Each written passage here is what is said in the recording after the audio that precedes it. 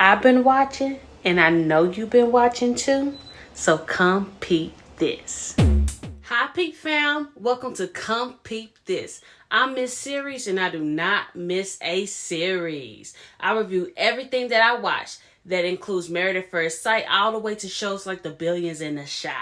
I have my master's in psychology, so we're going to use some psychology, some common sense, and a whole lot of giggles along the way. Let's get it. Today we'll be reviewing Married at First Sight, Season 15, Episode 2. And it was a mess. Hi, Mitch.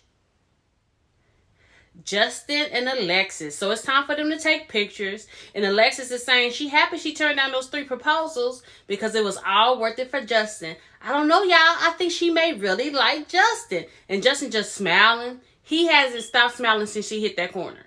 I mean, he gonna have to ice his jaws tonight. They're gonna be sore from all that smiling. But he happy, and that's the way you should be on your wedding day. They're being very touchy-feely, I noticed. Like the entire time. They're making eye contact. I said, Justin, making sure he's not in the friend zone. He said, okay, I did all that girl and that high five stuff. Now, it's over now. Now, come here. And he didn't let her go. I said, okay, Justin. He said he's not about that friend zone life at all. Okay, so when they were walking to the dance floor, and the producers, they showed Justin from behind. And I'm not kidding, y'all. The back of him was giving old man. I did not know that was Justin. And I'm not being funny. I'm being real. When the camera, go back and watch it. Go back and peep that. When he was walking to the dance floor and they just shot him from behind, I thought it was an old man. I guess maybe because of the suspenders. I don't know, but that shocked me. I was like, oh, okay, that's Justin. Oh, hey, Justin. I didn't know. My bad. Alexis is wearing Justin's jacket on the dance floor, and that showed me that he's already willing to take care of her. And to sacrifice for her. Because I'm quite sure that he might have been a little chilly too. But the fact that she was already wearing his jacket, I just thought that was so cute. And it was such an indicative act of how Justin is. I think he's really sweet. I think he is a giver. I think he is willing to go the extra mile to put a smile on his wife's face. So I'm really hopeful for them. And this episode really had me thinking like, okay, maybe, just maybe, Justin is a total gentleman. He is chivalrous. And I think we're going to see that the whole season. I don't think he's going to switch up. So they're dancing and rubbing noses and kissing. I just hope that she really like him. I know it's early and the adrenaline is still going from, the whole moment. I just hope that she really likes him. And so that's when Justin leans over and say, hey, I'm celibate. Alexa go, Yeah, because first she asked him, when the last time you kissed someone? Because they was kissing. And he was like, oh, a year and a half. She's like, okay, since your lips touched another person's lips. She was like, okay, that's what he said. Oh, I've been celibate. She immediately turned to her group of homegirls and said, hey, y'all, he's celibate. I don't think she was feeling it, but I also don't think that she understands or in that moment comprehended like, hey, he's celibate up until this point. Like, y'all can get it. She was like, so am I not supposed to have my needs met? Now that he's married, he's not going to be celibate in marriage. I don't know. So just relax, Alexis. He here for you. You see that smile? He here for you, girl. Don't worry. Nate and Sasha. Okay, let's be real. Nate and Sasha, they're twins. They're giving me very much Tia and Tamara. So Tia and Tamara, Nate and Sasha, it's their day of their wedding, so they're getting ready. Her sister and her best friend come and wake her up, and they were super lit. They were super excited for her. Nate is meeting with his friend group, and they're like, man, bro, we happy that we're here to, we're gathering here to celebrate your nuptials, your wedding, and not gathering to try to get you bail money. Because it was either the owl or jail, according to them. So that means that Nate had like a wild side. He was kind of out there, which we kind of already suspected. At least I did. That he was maybe a wilder one on the edge. But his change in behavior shows me that he's willing to do what it takes in order to achieve a goal. For him to come this far, it seems like everyone is shocked that he's made it to where he's made it. For him to come this far, I think that really shows some maturity. Like, hey, when it counts, I'm there for you. When it counts, I can pull through. When it counts, I can make the needed modifications and adjustments in order to get it done. So kudos to you, Nate. 100% kudos to you. So Stasha's getting ready with her mom and her sisters there, her best friend. Stasha's mom is so pretty. She's really pulling off those grades. She is a beautiful woman. But did y'all peep this? Once again, her mother is expressing concern for Stasha's husband. Not the well-being of Stasha in the marriage, but Stasha's husband. She's saying, oh, you have to be patient. You have to be understanding. You have to be calm. You can't just always give a quick no and all these things. Because you remember when she first told her mom that she was getting married, besides her mom saying, hey, get that post up. Get that post up. Her mom said, oh, I hope he can handle you. She expressed concern for the husband. So, and parents know their children. Parents know their children. So we'll see how it turns out. But so far, I really like Stasha. She hasn't shown me anything, too outrageous. I really do like her. The whole time she's getting ready, Stasha's just crying. That just shows me that she is emotionally invested in this. Like, she is sincere about the process, which is exactly where you should be. The chips was just falling. Well, they weren't falling. She was dabbing them away before they ruined the beat, because she was looking absolutely gorgeous. She was. But she was just crying and really emotional. You can tell with 100% confidence that she wants to be a wife. She is committed to this process. In my opinion, she is the ideal married at first sight candidate.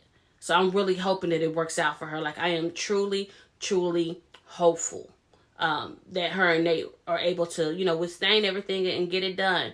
So Sasha walks down the aisle, and oh my goodness, she's looking absolutely beautiful. And then Nate starts screaming. He said, yes, that's what I'm talking about. He started shouting, and I said, okay. I am so glad that he's attracted to her. I mean, I'm not that I doubted it, but everyone has a type, and I would, looking at his friend group, I wasn't sure about what his type was going to be. But his type is definitely Miss Stasha. So Stasha has her mom walk her down the aisle. And when she gets down there and they're looking at each other, I mean, they are looking absolutely beautiful together. They make an excellent, excellent couple. You can see the compatibility between them. And you know what? Even before she walked down the aisle, when they did the gift exchange, they got each other the same gift, the same camera. So I thought that was awesome. But what do you expect? Because twins, they did the twin thinking. Because they're twins. So yeah, they're at the aisle, and then, the pastor, he does his, introduction of each other. And then that's when Nate's friends threw him under the bus. Nate's friends said, oh, yeah, he's a freak. And I said, now y'all know good and well how this is supposed to go. Y'all know at least the atmosphere that we're at a wedding. Why would y'all give it to the pastor to say, oh yeah, Nate is a freak? Those were the worst friend endorsement introduction in Married at First Sight history, I think. Like, why would you say that? Oh yeah, he's a Devo and he's a freak. That's what I'm like, come on.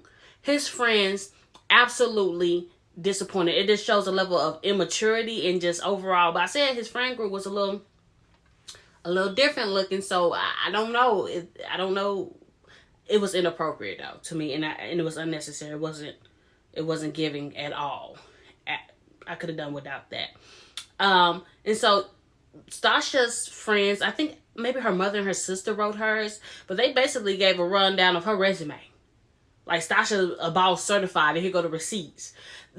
Her introduction was basically a reciting of her receipts. I said, okay, stop. And I'm not mad at it. Hey, facts are facts. Whether they make you uncomfortable or not, rise to the occasion or, move along.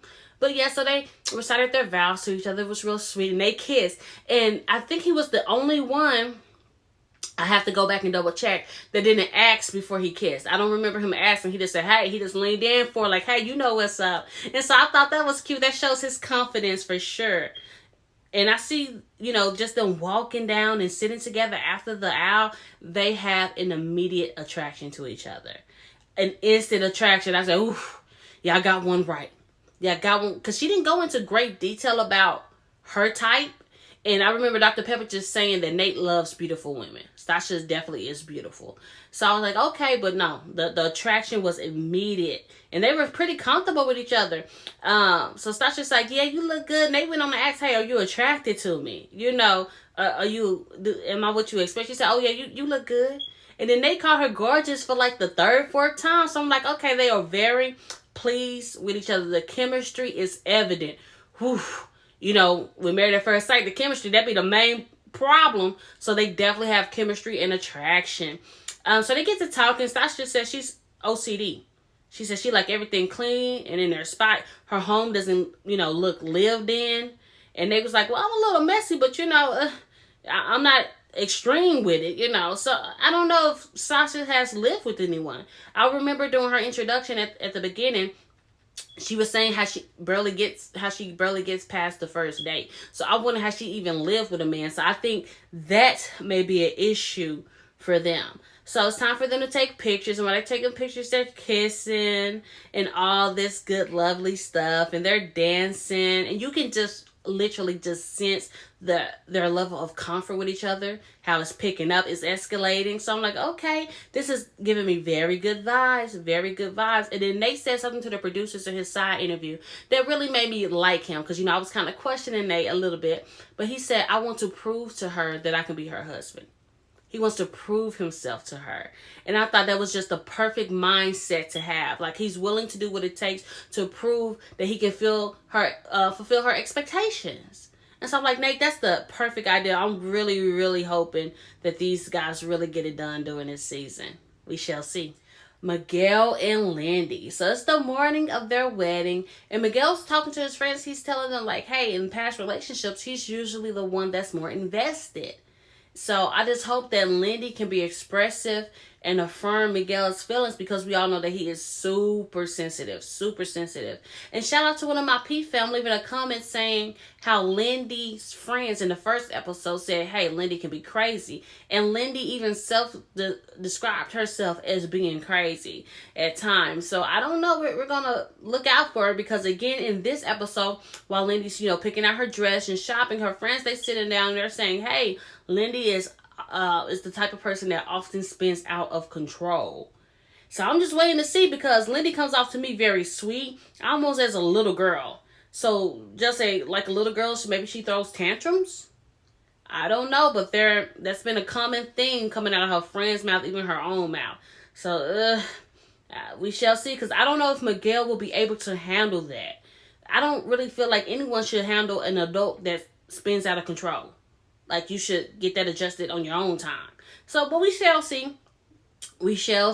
So Miguel, he's they showed a picture of him, a little clip of him laying down in bed while he's doing his, video cam, the self cam that they give him. And he's just looking scrumptious. He's just looking like a whole snack to me. So Lindy friends come over to get her ready.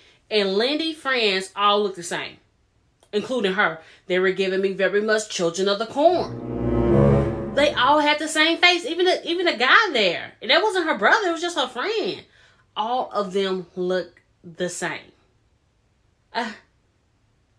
We talking about Nate and Sasha twins. Are we looking at quintuplets?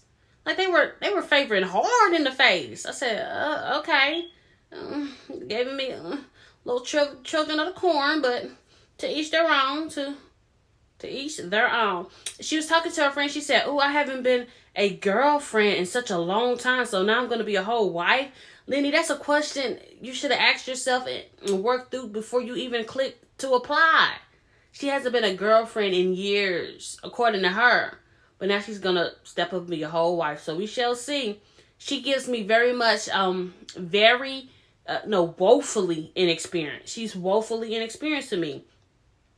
Growing up, the friend said that they wasn't allowed to hug or hold hands, like it was forbidden. So I just don't want Lindy to come off as frigid to Miguel, who's so affectionate, who describes himself as even clingy. I don't want, her to come off as standoffish or uninterested in him. I don't want that to happen. When she's not those things. She's just inexperienced. She just doesn't know. She's stepping out of the cave for the first time. So we shall see. Miguel is saying how he wants somebody to play D&D with him. Dungeons and Dragons with him. Miguel, Dungeons and Dragons cannot be your only personality trait. Cannot, suffice as the catalyst for your whole personality. Dungeons and Dragons. Like, leave that board game alone for a minute. And think about walking down the aisle to your wife in just like a few minutes. Stop with the Dungeons and Dragons. Please. Goodness. So Lindy's dad did not support the process. So he did not come to the wedding, which it didn't surprise me. It's not surprising to me, because he probably wanted to thoroughly vet her husband. He probably wanted to really sit down and question and wanted Miguel to ask for the permission and all that. In a closed off religious community like that, the father has the final say on a lot of stuff. Even when their children reach adulthood, the father is still the go-to. So her father not showing up did not surprise me.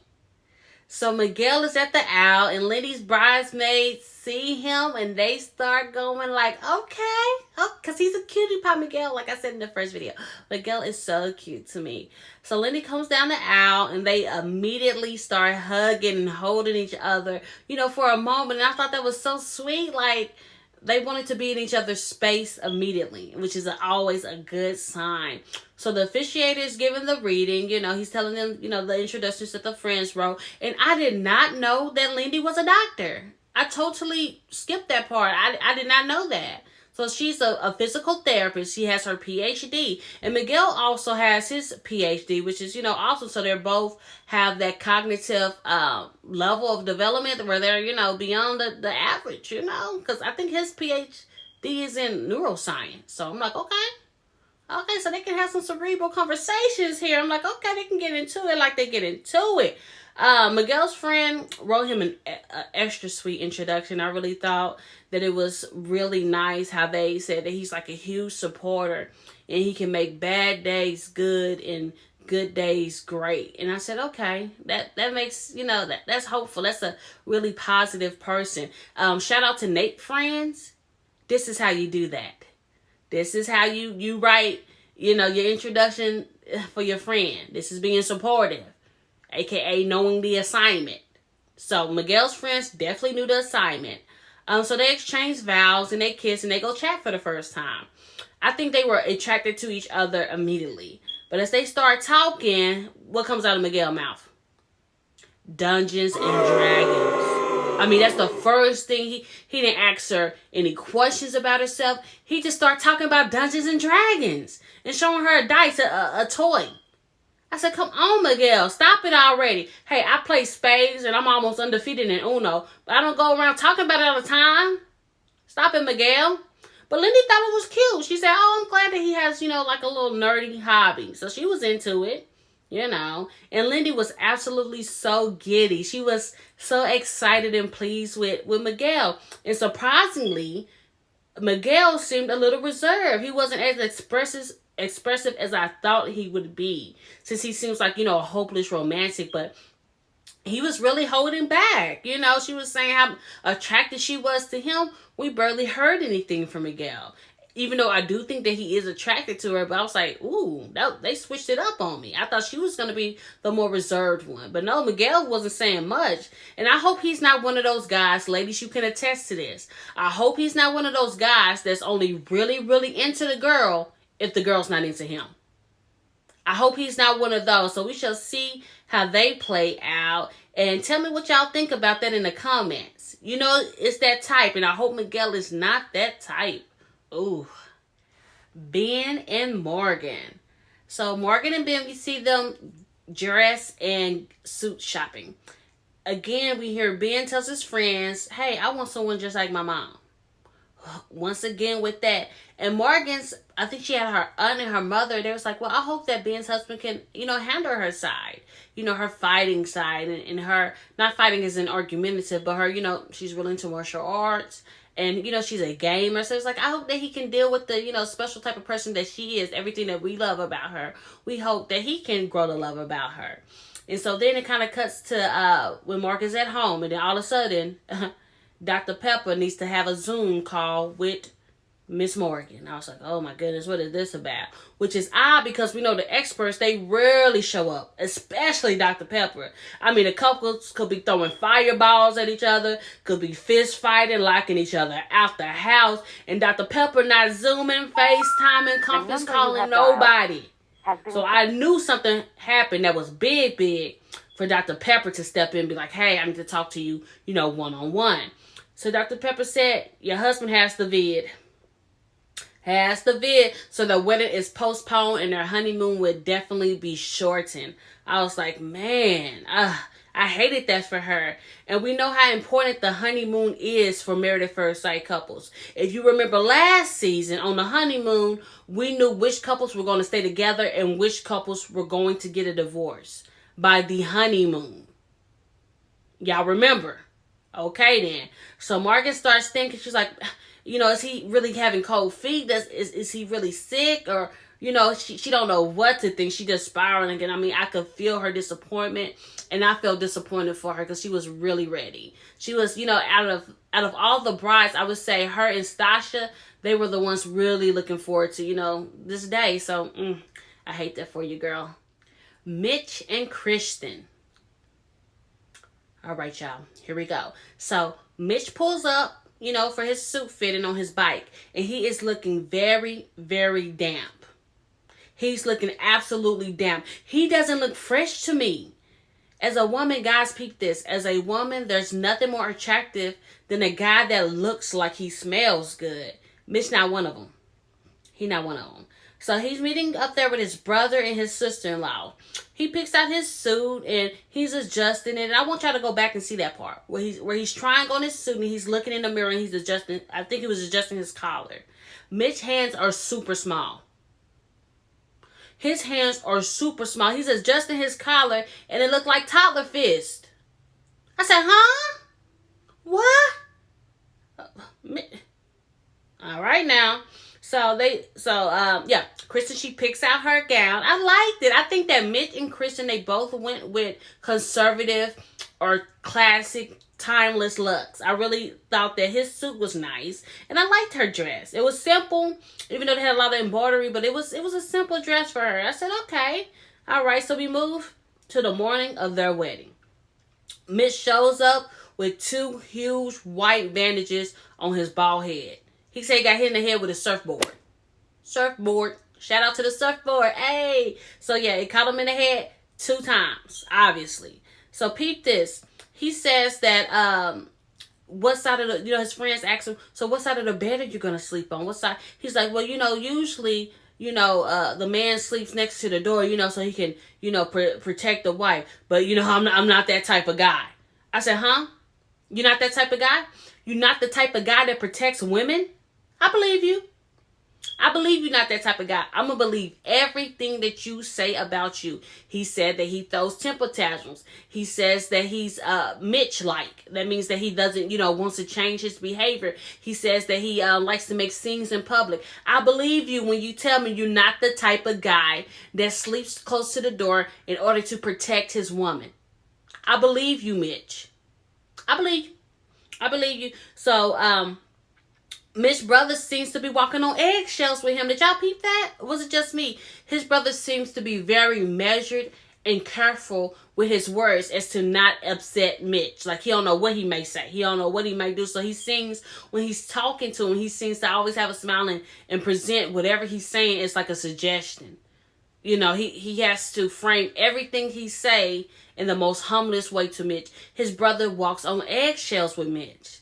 So I'm guessing, is Mitch the type that'll go off? Oh, we about to find out. It's not going to take long for y'all to get the answers to that question. We are about to find out. Because even though his brother is real cautious and measured with his word, it goes down anyway. It's about to happen anyway. So his barber comes over to cut his beard. Mitch goes and look in the mirror, and all you hear is a loud outburst. Oh, this is not what I asked for. I don't like it. A full tantrum in the bathroom. He says he hates it. She cuts the beard too low. And by too low, you can barely tell the difference from what he walked in with to what she did. Because when she first pulled away, I said, did she even cut his beard yet? Did she cut his hair? Did she do anything? It was that minute of a difference. And he's having a full tantrum. Oh, she cut it too low. I don't like this. I thought he was playing at first. By the way he was acting, carrying on, I thought it was a joke, but no. He was a grown man throwing a full tantrum. That was public outburst number 1, but that wasn't the last one. That was just the first one. So he's going on and on saying, this is not how I wear my beard. Again, it was the smallest of a change that can be considered a change. Very small. So peep this. Why is he so worried about his beard when he got 2 big old swords on the top of his bald head? Like, stop, Mitch, stop. Ugh. So his brother and his groomsmen, they're trying to cheer him up, saying, it doesn't look that bad. It matches with your low hair and everything. He started going off on him. He said, stop talking to me. I don't want to hear that. Y'all starting to piss me off. His words is, piss me off. And the room got quiet. You can hear just like that. Yeah. It got quiet. They immediately snapped to, okay. They know they are dealing with the hothead. This is Mitch's reputation. This is his personality. This was not a moment that, he just lost control or he was just frustrated or nervous because this is Mitch. You can tell by his groomsmen's and his brother's response to it. They're like, okay, yeah, this is just Tuesday. This just him. This just how it goes. Period. So Mitch starts putting on his suit, and here comes outburst number 2. He asks his groomman, hey, put on my bow tie. Mitch is 41 years old, and he had to ask his friends for help to get dressed. He's 41, a grown man, a balding man, dad bod. Can y'all come help me get dressed? And then when they can't tie his bow tie quick enough, he starts screaming at them, cussing and saying this is ridiculous. He is an underdeveloped kid. He's a big toddler. He's an underdeveloped. He's just not ready. He's not ready to be around anyone but himself, and his family and his friends just tolerates him. I would say his family and his associates just tolerate him. He's not a pleasant person, and I've said that since I first got introduced to him. Go check out my other video, my first video of the whole episode, and then I did a whole Mitch rant. Just off of one episode, I was able to do a rant. And this episode right here confirmed everything that I foreshadowed in the rant. Because you can see it on him. He's going to throw temper tantrums. He's going to be out of control. He's going to want his way or the highway. And the crazy part about it is, he's getting mad at them for not possessing a skill that he don't have. He couldn't tie his own bow tie. And you're fussing at them for not being able to tie. That's like being mad at someone for not tying your shoe. You can't tie your shoe. You should be the one responsible for tying your shoe. You should have been screaming at yourself like, how you 41, dang, you're knocking at senior citizen age and don't know how to tie a bow tie. Why did you pick out a bow tie that you had to tie? You don't have those skills, but yet you're fussing and belittling the ones that's trying to help you. Ooh, Mitch, that's not somebody I want to be around. That's not someone I would want to associate myself with. Whew. Okay, so Kristen is getting ready for her day. And her dad just flew in, and she decided to tell him that she's getting married. I totally forgot that she hasn't even told him yet. Like, we done went through the picking out of the dress, and, she's been chatting with her friends. I mean, all this have taken place, and I forgot her dad still don't know. When she said that she was going to tell him the day of the wedding, she wasn't playing. Thank God his flight wasn't delayed. So she's sitting there, and she's telling him, like, hey, Dad, I've been chosen. I'm getting married, and her dad proceeds to make 13 different face expressions. He was not feeling it at all. Whew. So they just leave us on the cliffhanger at the end of the episode. We'll see what happened with the end of that conversation with Kristen and her dad. Don't forget to like and subscribe. Tell a friend to subscribe. We're just getting started, and I appreciate all my day ones for sure. Get in those comments, and I always reply to my Peep fam. Come on, y'all. Let's get it.